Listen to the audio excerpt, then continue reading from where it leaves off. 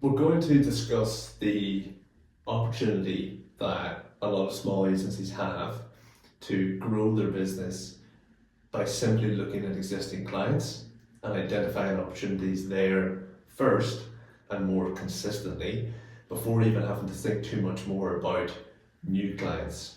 And I would say this is one of the biggest pitfalls slash traps that I see small agencies, so agencies that are doing maybe less than $1 million or $1.5 million a year in revenue. The owners can typically fall into this, I suppose, mindset that they have to grow the business by bringing in new, bigger clients. And of course, winning new clients is critical to the growth of any business, particularly with an agency, but not at the we don't want to neglect or forget about the people that we already work with, that already pay us, that we already do great work for. And quite often that is what happens. So there are obviously two components to two key components that we're going to look at first. So in relation to clients. So one, it is retention, because frankly, one of the biggest opportunities that I see for small agencies to increase their revenue over time is to improve their client retention.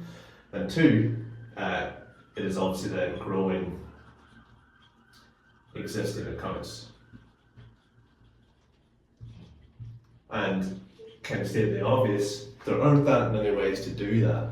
You either do more of the thing you're currently doing, you upsell, so you add an additional layer to your services, or maybe you cross-sell.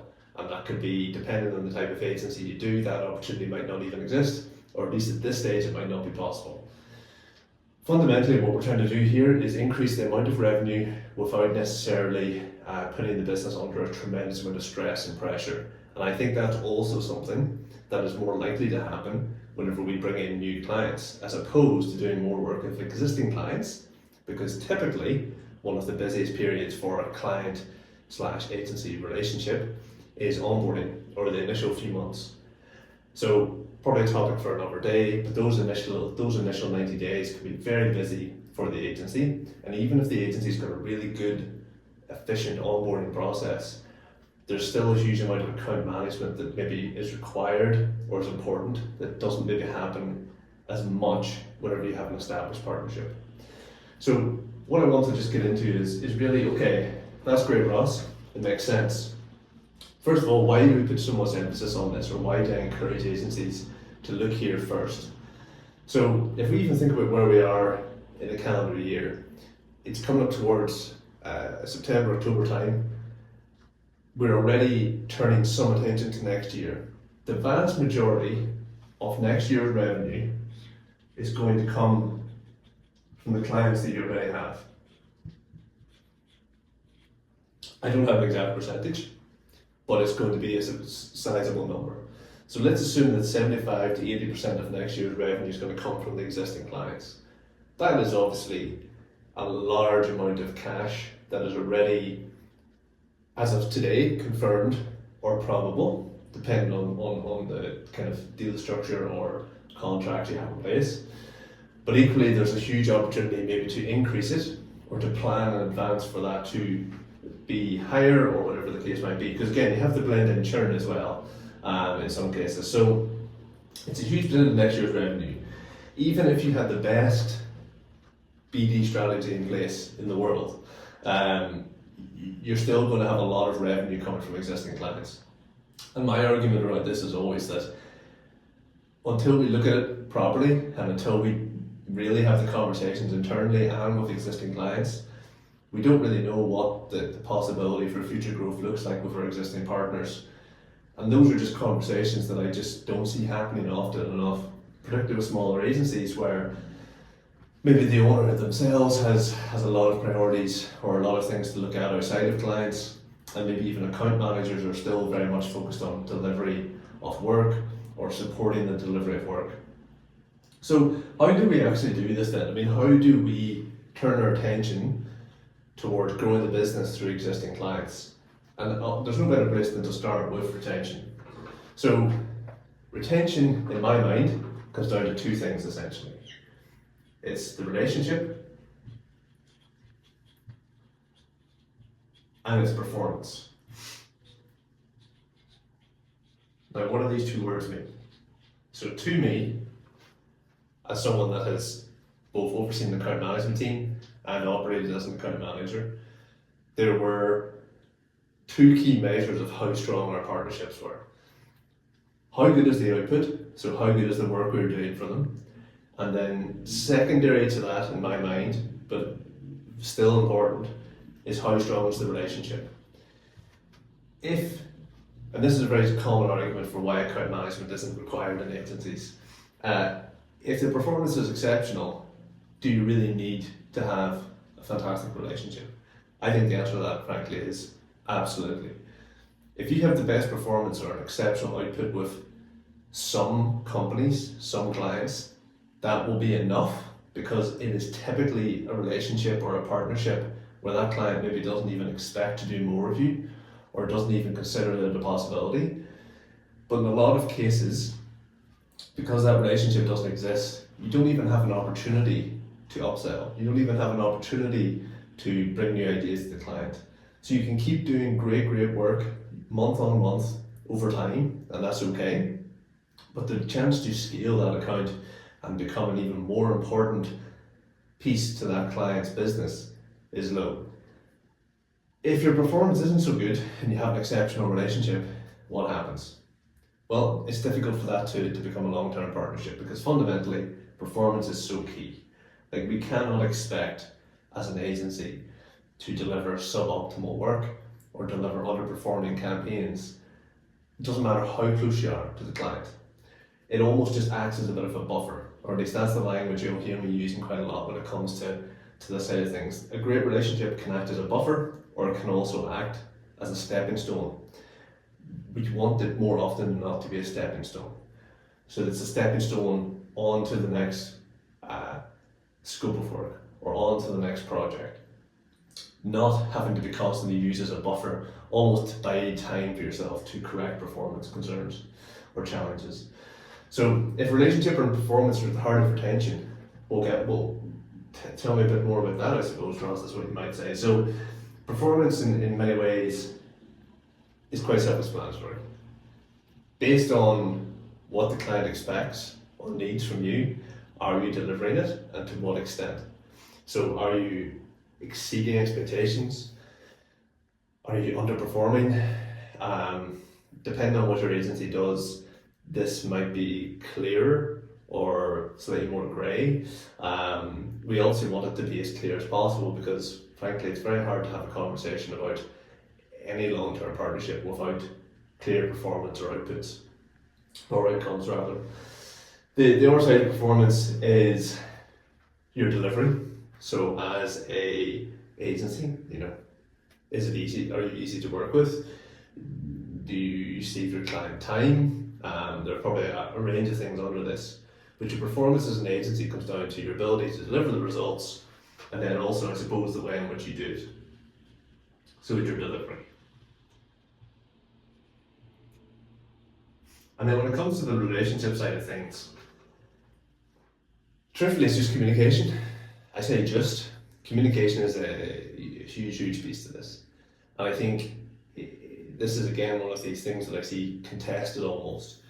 How important is exceptional communication is maybe not the question that's posed, but how much of a requirement is it to have someone acting as an account manager whose job it is to communicate, or whose job is comprised of a large percentage of time being put towards communication?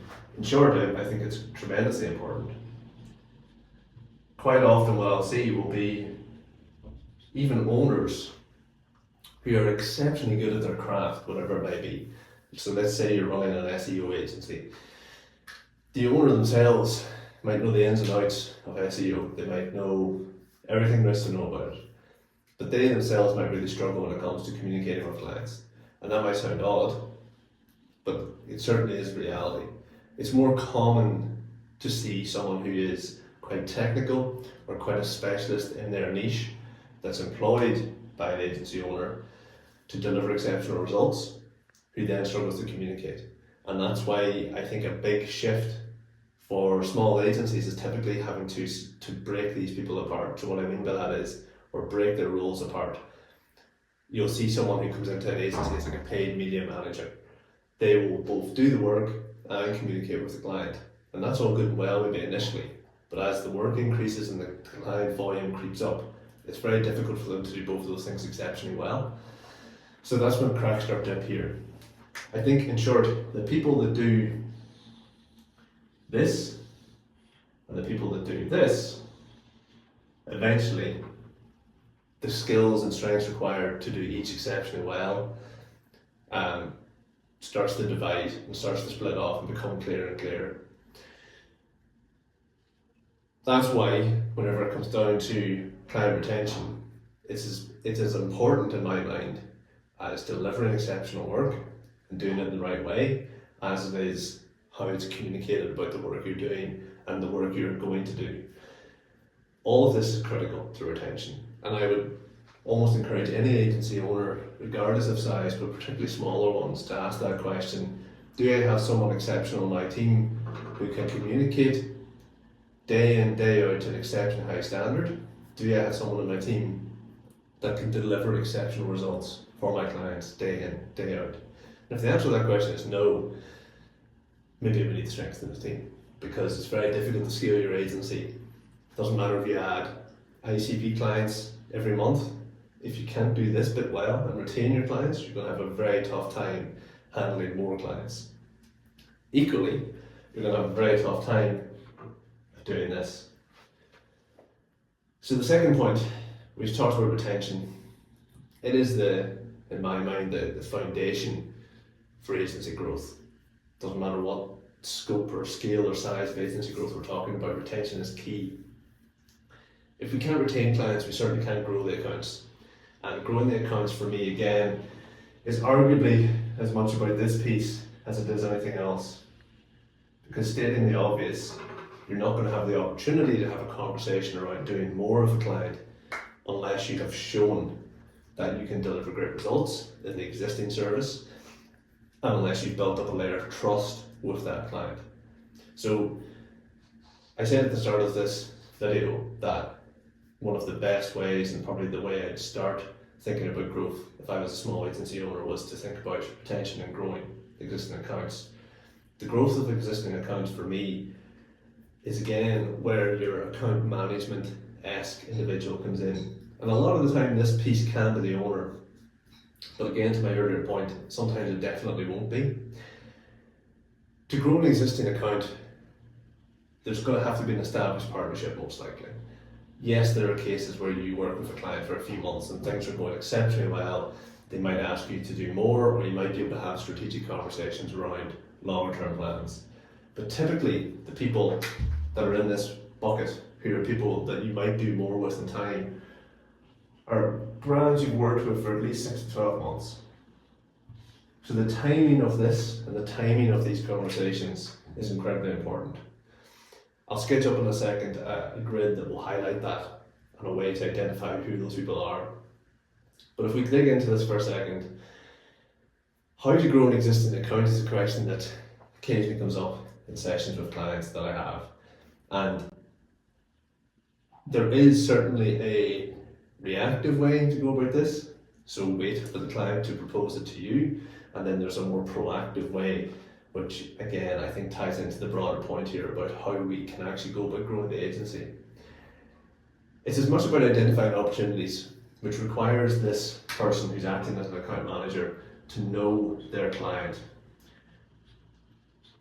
And I'll mention this quite a lot when it comes to building strong partnerships.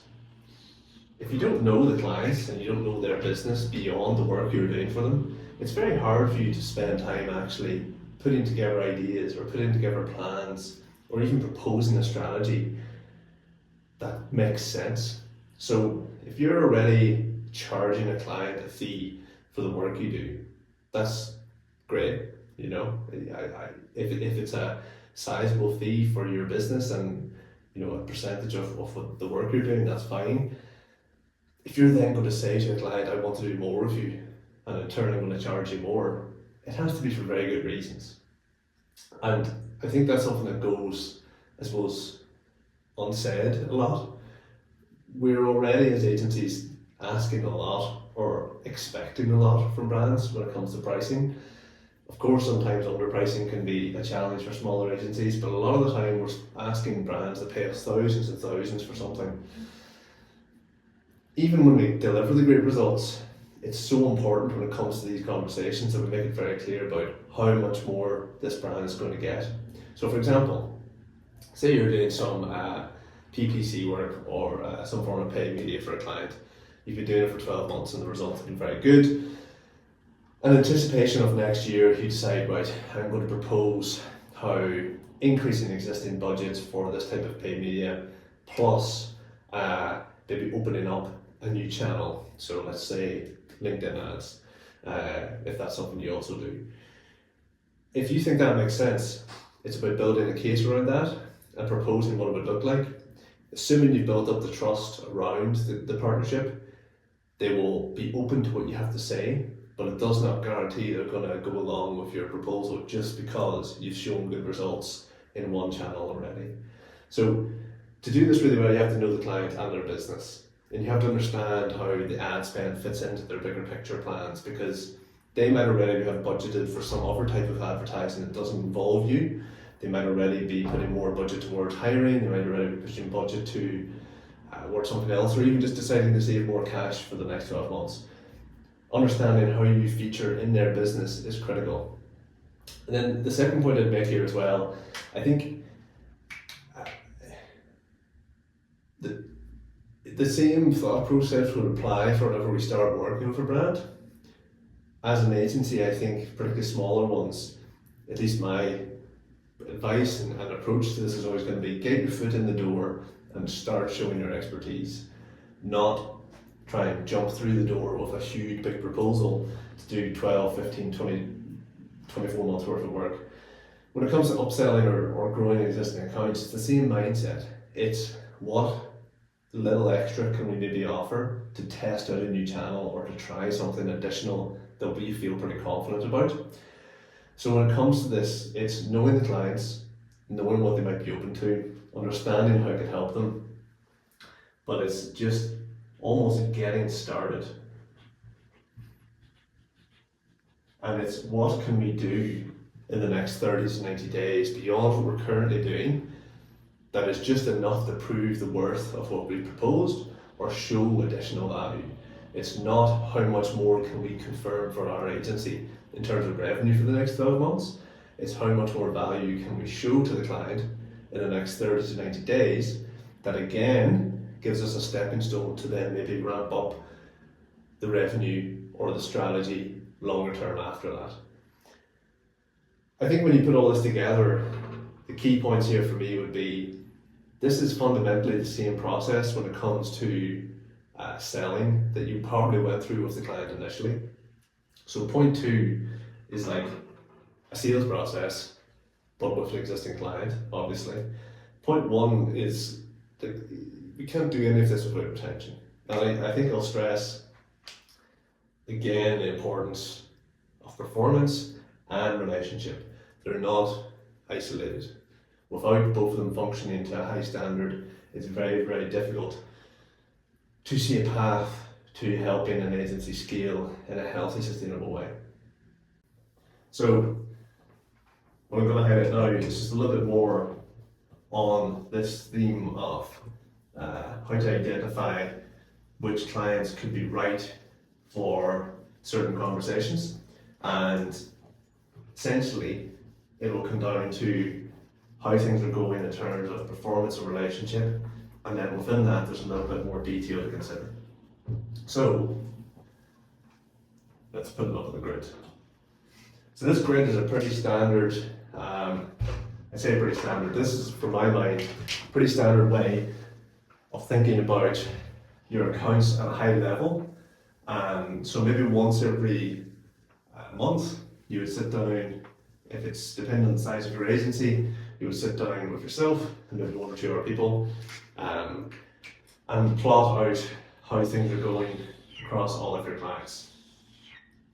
So again, P for performance, R for relationship. there are four quadrants. Top right, first of all, is essentially a client where the performance is good or strong and the relationship is existing or is very good. Top left quadrant is where the performance might be good / very good, but there isn't really a relationship, so it's quite transactional. Bottom right is where the performance isn't actually very good or is struggling, but the relationship exists. So again, think about that idea of the buffer that I brought up earlier. And then the bottom left quadrant is really where both of these key elements are not in a good place. So the relationship is maybe non-existent or struggling, the performance is not where it needs to be. Now, stating the obvious, are we going to teach a client about upselling or more opportunities whenever they're down here? Feels very unlikely, and I don't think that the conversation would really be entertained in most cases.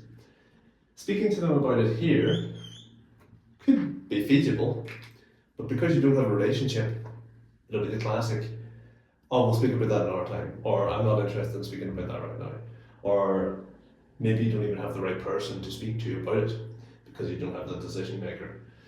So it can be possible, but it can be tricky. Because the performance isn't good or where it needs to be, despite the point of contact and a client maybe being really interested in doing more of you, they need to see more from you first. And that's probably next in line to this top right quadrant in terms of opportunity, because if you can nail the performance, you've got an established relationship which can make the upsell feasible. Top right though is obviously where we really want to be focusing for now in terms of these growth conversations, and this is kind of like the sweet spot. So if you have clients within this top right quadrant, even the top right segment, to be more specific, of this quadrant, this is really where we want to be capitalizing on opportunities. So quite often what I'll see is when I do this with clients, it's that A, they haven't really thought about this, and if they have thought about it, it's B, that they don't really know who's in here versus who's down here versus who's here. And they'll try to have conversations with people in this region. And that's not wrong, it's just tougher. And they'll neglect or forget about people that might be up here because things are just going exceptionally well. So if things are going exceptionally well, that's where we want to look first. If there are clients down in the bottom right, so as I alluded to, particularly people in this region, this region for me is, again, a very good opportunity. This could be the difference between nudging performance in a little bit more of a favourable direction over the next couple of months, or it could be the simple case that you've done well for years on end, as such have a great relationship, and performance has just tailed off a bit. The scenarios can vary greatly, but fundamentally it's actually not that challenging per se to get them back in here. What is challenging, in my opinion, is taking a relationship from this region, so down here, over here.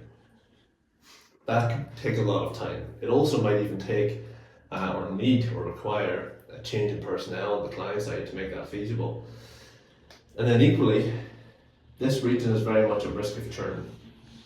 So before even thinking about growth, we turn our attention to retention, and obviously another core component of building the agency out. Provided they're the right type of client, we want to do everything we can, really, to help them. And first and foremost, we are looking at performance, but to be honest, you're trying to build a relationship at the same time. And I think a big thing there is helping the client realize that you're trying to do everything you can to help them. Again, communicating as such, sharing what you're doing, sharing how you're doing it, probably over communicating for sure.